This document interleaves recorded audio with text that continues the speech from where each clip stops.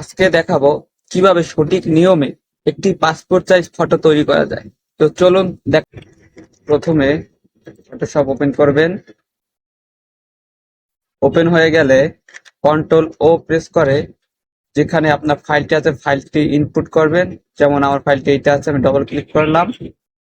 দেন crop টুল দিয়ে 1.5 by 1.9 resolution 300 রেখে যতটুকু ক্রপ করবো আমি ততটুকু মাউস রেখে এন্টার প্রেস করলাম। ওকে, এখন এটাকে আমি ব্যাকগ্রাউন্ড রিমুভ করার জন্য আমি একটা ফাইলটি সেভ করে রাখতে পারি। দেন একটা ব্রাউজার ওপেন করবেন, আমি ফায়ারফক্স ওপেন করে নিচ্ছি। এখান দিয়ে আপনি রাখবেন রিমুভ পিজি, ওয়েবসাইটে সার্চ করলে পেয়ে যাবেন। তা আমার সামনে সেভ করাই আছে। ফটোটি আপলোড করবেন যেখানে ফাইলটি রেখেছি, আপলোড।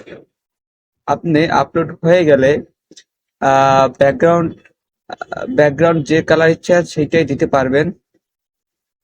আমি ব্যাকগ্রাউন্ড সিলেক্ট করলাম, কালার দিলাম, এটা কালার রাখলাম।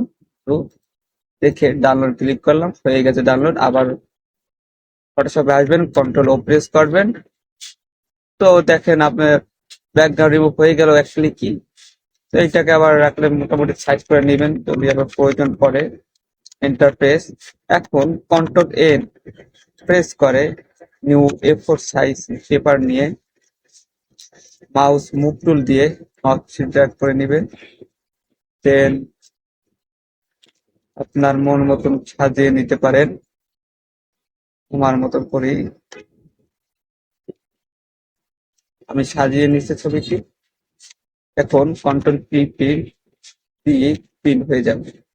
এই ছিল আজকের ভিডিও। আমাদের সাথেই থাকুন, লাইক করুন, সাবস্ক্রাইব করুন।